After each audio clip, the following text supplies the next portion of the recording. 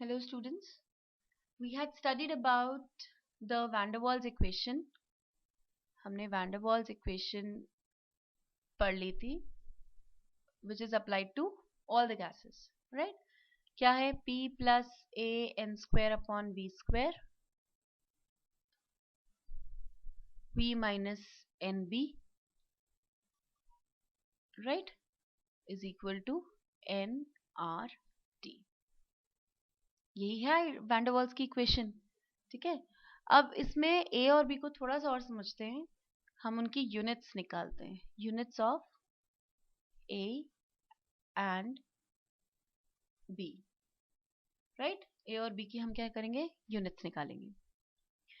अब A की अगर यूनिट की बात करें तो A की जो यूनिट, ये पूरा प्रेशर का टर्म है. ये जो A n square upon B square है, ये पूरा प्रेशर टर्म है ना, प्रेशर करेक्शन ही तो है. तो इस पूरे की यूनिट क्या होगी, प्रेशर के इक्विवेलेंट आनी चाहिए. ठीक है, तो P is equal to A n square upon V square. इसकी जो पूरी यूनिट है वो यूनिट वाइज किसके बराबर आना चाहिए, प्रेशर के बराबर. और we can say A is equal to P V square upon N square. Unit क्या आ जाएगी, एटमॉस्फेयर प्रेशर के लिए, लीटर स्क्वायर वॉल्यूम के लिए, and mole inverse square number of moles के लिए. तो A की जो यूनिट है that is ATM litre square पर मोल स्क्वायर. सिमिलरली हम V की यूनिट भी कैलकुलेट कर सकते हैं. V जो है, सॉरी B की यूनिट, B जो है वॉल्यूम की यूनिट के बराबर होगा. ठीक है, तो this is NB, B is equal to V by N और it is litre per mole. ठीक है, तो B की, A और B की यूनिट्स हम निकाल सकते हैं. A की यूनिट हो जाएगी ATM लीटर स्क्वायर पर मोल इनवर्स स्क्वायर, और B की यूनिट हो जाएगी लीटर पर मोल, राइट. अब इनका सिग्निफिकेंस क्या है, A और B का मतलब क्या है कि अगर आपको अलग अलग गैसेस दे दी जाए, बता दी जाए कि ये गैसेस हैं, इनके लिए A की वैल्यू ये है और B की वैल्यू ये है, कोई न्यूमेरिकल नहीं है, सिंपली आपसे सिग्निफिकेंस पूछा जा रहा है कि इससे क्या मालूम चल रहा है, what you can understand by the values of A and B, right. तो A क्या है, A है प्रेशर करेक्शन का टर्म. ठीक है, यानी जितना A बढ़ता जाएगा उतना ही अट्रैक्टिव फोर्सेस बढ़ते जाएंगे, जो मैंने आपको समझाया था पहले भी, राइट. तो A gives an idea about the attractive forces in a gas. Greater the value of A, greater are the magnitude of attractive forces.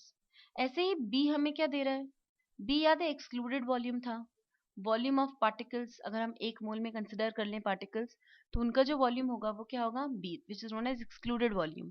तो ये B के हमें क्या दे रहा है idea, it gives an idea about the size of gas molecules. जितना gas molecule का साइज बढ़ता जाएगा, excluded volume, volume which is not available for the movement, which is not available for performing work, वो भी क्या होता चला जाएगा, बढ़ता चला जाएगा, राइट. सो B हमें साइज, मॉलिक्यूल के साइज का आइडिया देता है, और A हमें अट्रैक्टिव फोर्सेस का आइडिया देता है, राइट.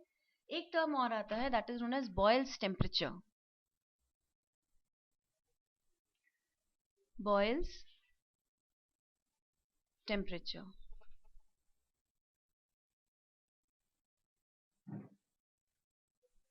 राइट. बॉयल्स टेम्परेचर क्या है, ये वो टेम्परेचर है जब रियल गैसेस आइडल गैसेस की तरह बिहेव करती हैं and they start obeying the gas laws over a wide range of pressure. That is known as Boyle's temperature. ठीक है, तो हम क्या लिख सकते हैं Boyle's temperature, it is the temperature at which real gases behave like ideal gases and obey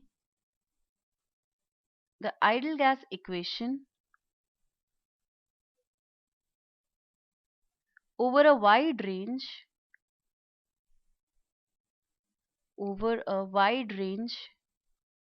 of pressure. That is known as Boyle's temperature, right.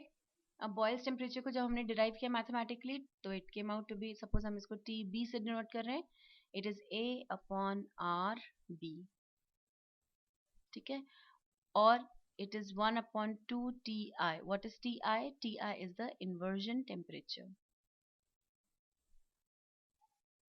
right?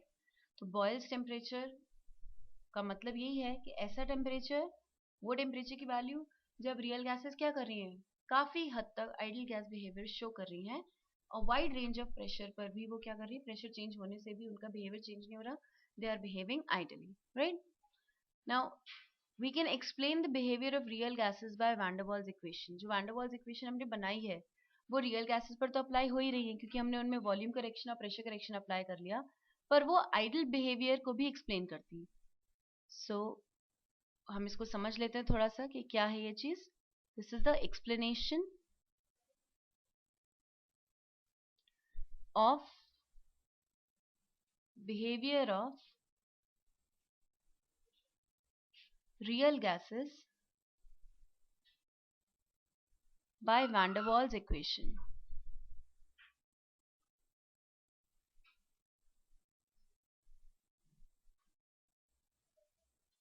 Right? So this is the explanation of behavior of real gases by van der Waals equation. अब पहली condition इसमें हम लेते हैं at low pressure and high temperature. At low pressure and high temperature. इन दोनों conditions में volume क्या होगा, बहुत ज्यादा हाई. ठीक है, volume will be very high. ठीक, और अगर वॉल्यूम बहुत हाई है तो A/V² can be neglected, right? Also B can also be neglected as compared to V, क्योंकि V आपने इतना ज्यादा कर लिया कि हर एक पार्टिकल का जो वॉल्यूम है वो हम क्या कर सकते हैं, निग्लेक्ट. तो इन दोनों ही फैक्टर्स को हम क्या कर देंगे, निग्लेक्ट. इसका मतलब गैसेस बिहेव करने लग जाएंगे आइडियली. ठीक है, तो इस तरीके से हम आइडियल गैस इक्वेशन को, आइडियल बिहेवियर को एक्सप्लेन कर सकते हैं from van der Waals equation, right?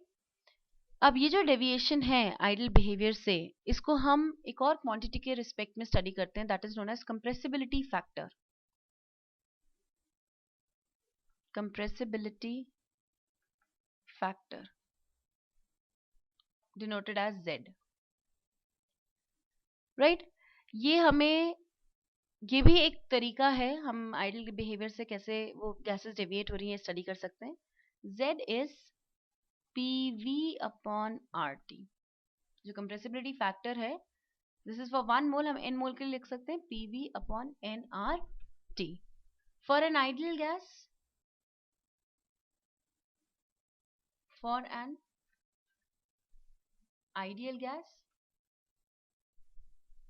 ये क्या होगा, compressibility factor will be equal to 1, क्योंकि उसके लिए आइडियल गैस इक्वेशन लग रही है PV is equal to nRT. इसका मतलब Z क्या हो जाएगा, 1. For real gases Z is not equal to 1, क्योंकि वो इस आइडियल गैस इक्वेशन को फॉलो नहीं करती, तो Z is not equal to 1. अब when we are saying Z is not equal to 1, तो वो लेस देन 1 भी हो सकता है और वो ग्रेटर देन 1 भी हो सकता है. तो दो तरीके के डेविएशंस हमारे पास आ जाएंगे, पॉजिटिव एंड नेगेटिव, राइट? पहला केस हम स्टडी कर लेते हैं कि when Z is less than 1. This can be seen, for example, for methane, for carbon dioxide, and many more gases. Now the gas is said to show negative deviation. अगर उसके लिए Z less than 1 है तो हम बोलते हैं कि gas क्या कर रही है, negative deviation show कर रही है, which implies that gas is more compressible than expected from ideal behavior.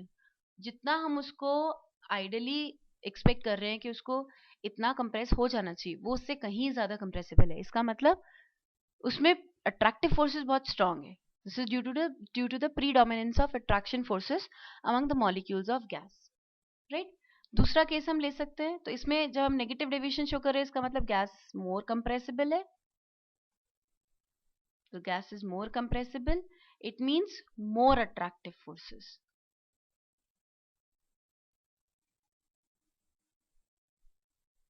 Right? Case 2 लेते हैं, when Z is greater than 1, right? Z is greater than 1, ये जैसे हीलियम के लिए हो सकता है, ठीक है। अब z इज ग्रेटर देन 1 का मतलब पॉजिटिव डेविएशन, इसका मतलब the gas is less compressible as expected, इसका मतलब उसमें जो अट्रैक्टिव फोर्सेस है वो कम है। ठीक है, चलिए let's come on to the last topic of this chapter, that is liquefaction of gases. Liquefaction of gases. अब हर गैस को हम क्या कर सकते हैं, लिक्विफाई कर सकते हैं, और उसके लिए हमें दो कंडीशंस रिक्वायर्ड होती हैं, lowering the temperature and increasing the pressure. These two conditions are required for liquefying any gas, right? These essential conditions for liquefaction of gases, these were actually discovered by Andrews. Andrews ने ये liquefaction की conditions describe करी थी by studies on the pressure volume temperature relationship for carbon dioxide gas, right? उन्होंने he measured the volume of 1 mole of carbon dioxide at different pressures and different temperatures, और बहुत सारे isotherms बनाए थे, और उसके बाद ये सारी conditions निकाली थी उन्होंने. Now effect of lowering the temperature is more important because for every gas there is a certain temperature above which no gas can be liquefied no matter how much pressure may be applied. इन दोनों factors का अगर हम comparison करें temperature और pressure का, तो temperature को लो करना ज़्यादा इंपॉर्टेंट है as compare to the factor of pressure, क्योंकि ऐसा टेम्परेचर है जिसके अबाव कोई भी गैस हो, एक पर्टिकुलर गैस लिक्विफाई नहीं हो सकती चाहे आप कितना भी प्रेशर इंक्रीज कर लो, right? That is known as the critical temperature of gas. Critical temperature T subscript C. तो क्रिटिकल टेम्परेचर क्या है? The temperature above which, क्योंकि टेम्परेचर लो करने से गैस लिक्विफाई हो रही है, above which a gas cannot be liquefied irrespective of pressure. Pressure apply करने के बाद भी अगर टेम्परेचर इससे ज्यादा है तो वो गैस लिक्विफाई नहीं हो सकती. For example, critical temperature for CO2 is 304.1 Kelvin. Right? Now the minimum pressure which is required to liquefy a gas at critical temperature is called its critical pressure. अब सारी चीजें टेम्परेचर पर depend हो गई, ठीक है? तो क्रिटिकल टेम्परेचर पर जितना प्रेशर आपको रिक्वायर्ड होगा, required pressure at TC for liquefaction is what? Critical pressure, denoted as P subscript C. तो अगर कार्बन डाइऑक्साइड को 304.1 केल्विन पर हमने मेंटेन किया हुआ है, तो उस पर जो प्रेशर अप्लाई होगा, करना पड़ेगा उसको लिक्विफाई करने के लिए, दैट इज 73.9 बार, राइट? अब इन दोनों कंडीशंस में volume of 1 mole of gas at TC and PC, that volume is critical volume, denoted as V subscript C. ठीक है? Volume occupied by 1 mole of a gas at critical temperature and critical pressure is critical volume. VC for carbon dioxide, ठीक है? Carbon dioxide के लिए बता रही हूँ मैं सारी वैल्यूज आपको, ये भी पहले कार्बन डाइऑक्साइड के लिए ही बताया है. ये होता है 0.0956 डेसीमीटर क्यूब पर मोल. तो अगर हमने कार्बन डाइऑक्साइड को 304.1 केल्विन एंड 73.9 बार प्रेशर पर मेंटेन किया हुआ है, तो उसके एक मोल का जो वॉल्यूम होगा that will be 0.0956 decimetre cube per mole. ये जो तीन चीजें हैं, critical temperature, critical pressure and critical volume, together they are known as the critical constants of the gas. Right? So this is a concept, basic concept about the critical constants. सबसे important critical temperature है, critical temperature पर based critical pressure है, जो उस वक्त pressure आपको apply करना पड़ेगा ताकि गैस liquefy हो जाए, और critical temperature और critical pressure जब apply करते हैं तो एक मोल गैस का जो वॉल्यूम आता है that is critical volume.